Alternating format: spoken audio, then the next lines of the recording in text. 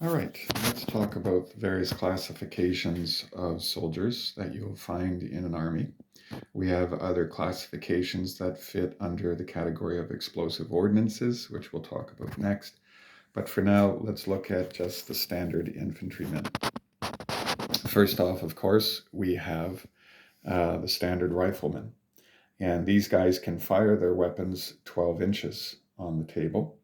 And if they are not attached to a NCO by actually touching the plate, or a CO, commanding officer, by touching their plate, if they're all by themselves, because everyone else in their unit has been wiped out, they can move for a maximum of 4 inches for 1 credit. They can fire their rifle for 1 credit, and they can move a maximum of 4 inches for 1 credit. Now, if they happen to be attached to a non-commissioned officer, there are several perks for being associated with a non-commissioned officer or a sergeant. First off, they are allowed now to move a maximum of 6 inches per credit because they have a leader with them. Also, the non-commissioned officer is a veteran. So every time he rolls, still uses the red, every time he rolls, I just rolled a 2. Because he is a veteran, I get to add a pip to his roll. And so actually I just rolled a 3 with him because he is a veteran. You also notice that the non-commissioned officer has a submachine gun. His submachine gun can shoot for a distance of 8 inches, and he can fire it either in semi-auto mode for 1 credit, but he gets to add a pip onto the dice because he's a veteran, or he can suppress because it's a submachine gun, and that would cost him 2 credits. He would roll and add 1 pip onto the dice. So the benefit of having a non-commissioned officer attached to your men, and we do permit a chain kind of effect. They don't have to actually all be crowded around him like this. As long as one base is touching him and there are other bases in a snake-like fashion, like you see here, then they are all counted to be a part of him. This becomes important when you're inside of buildings, when you're moving down the street, and so on. So that's the non-commissioned officer. He's a veteran. He gets 1 extra pip on the dice. He gets to do semi-auto or full auto suppression fire, in which case the enemy does not respond, very much like the light machine gunner. The light machine gunner, he fires 12 inches like a standard rifleman, and he can only suppress. He can't do semi-auto fire like the non-commissioned officer can. So every time you use him, it's going to cost you 2 credits. Okay, so that's the non-commissioned officer. Now, let's talk about the commanding officer, or the commissioned officer, as they're also referred to. The commissioned officer has lots of perks associated with him. He is a morale booster. You happen to notice that this CO here has a submachine gun, so the same rules would apply to him as does the NCO. But the commanding officer here has a radio man with him. So let's look at these two individually. The commanding officer boosts the morale of all the men who are associated with him. And so they get to use an extra pip on the dice because they're with their commanding officer. They want to fight hard for him, and they are encouraged that he's there. And so they all get a morale boost by rolling, adding a 1 to whatever they roll. So that was not a 1. That would now be counted as a 2 because these guys were touching him. If I was using this guy here and he's in the chain link here associated with the commanding officer, and so I just rolled a 1. Now it's worth a 2 because he's there with me. So he's great for a morale boost. Also, the commanding officer, or the commissioned officer, any men that are attached to him, they move a distance of 8 inches. With the NCO, it's 6 inches. Without either, it's 4 inches. So with the CO, they get to move a total of 8 inches per single credit. So they get to move farther with him. They get to shoot better with him. If he dies, we put a black token underneath of the base signifying that the CO is dead. So as an opponent attacks this particular base, they've got a choice to make because both of these men play very important roles. he has a radio man with him.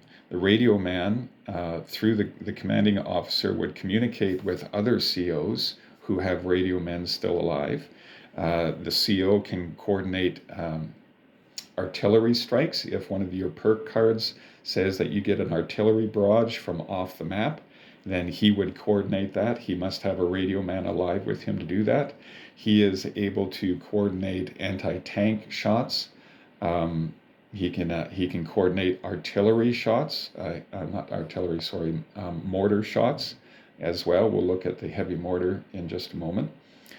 So the radio man is very important that he stay with the commanding officer so that these extra benefits of incoming fire, artillery barrages, mortar fire, anti-tank fire, is going to happen. It can't happen without a radio man being with the commanding officer. So now, if this base was attacked, do I attack the commanding officer and affect the morale of the men? They lose their extra pip for every roll that they make. They don't get to move 8 inches anymore. They'd end up moving just 4 inches because they've lost their commanding officer. Or do I attack the radio man, who does get to roll in defense? He's carrying a rifle. And then knock out all of the communication that side can do. So you have a choice that you have to make when it comes to this particular base. This is a very important base that you got to protect as much as you possibly can. Next we have the heavy machine gunner. And the heavy machine gunner, here we have a light machine gunner behind him. Light machine gunner is smaller. Heavy machine gun is bulkier, heavier. It's got a spotter. So this is a heavy machine gun team. And with the heavy machine gun, if it works independently from being attached to COs and NCOs, it can work independently. So it can only move a maximum of 4 inches. If you attach it to a CO, then it would move 8 inches. Attach an NCO to it, it moves 6 inches. But it generally works independently. And so they move a maximum of 4 inches. But it can fire a maximum of 18 inches, whereas the light machine gun only fires 12 inches. This fires 18 inches, and it costs 2 credits. Also, you get to use the more powerful black dice with the heavy machine gun, whereas the light machine gun uses the red. So that's another advantage of it. Again, because they're suppressing, it costs you 2 credits to do this, and the enemy does not respond in defense to this attack. Now, in this particular case, with the heavy machine gun, the number of pips that you have rolled affects how many men were actually killed. In this case, it's just simply acting like a rifleman who has suppressed somebody. In this case, when you roll, if you roll a 2, 3, or a 4, that's how many men died. Let's see, is there anything else? Okay, so that's enough for him, the heavy machine gunner. Lastly, we have the sniper. And both sides have a sniper. They have a scope on their rifle and they have an S on their base. These guys work completely independent of everyone else. They roam freely on the board looking for targets of opportunity. They get 10 shots, and they don't use a dice. Instead, we use a laser pointer that rests on their shoulder, and if they can clearly hit their opponent in the head or their torso, then their opponent is dead.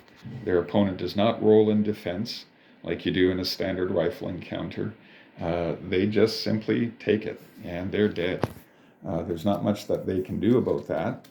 But because the sniper has only 10 shots, then he's not going to just simply march around the board in God mode. He is vulnerable to explosives. He's vulnerable to riflemen, machine gun attacks, everything else. He can fire 24 inches with that rifle. So he can shoot twice as far as the standard infantryman's rifle, shooting 12 inches. He can shoot 24. And so those are the basic classes that now we're going to move on and look at the explosive ordnances.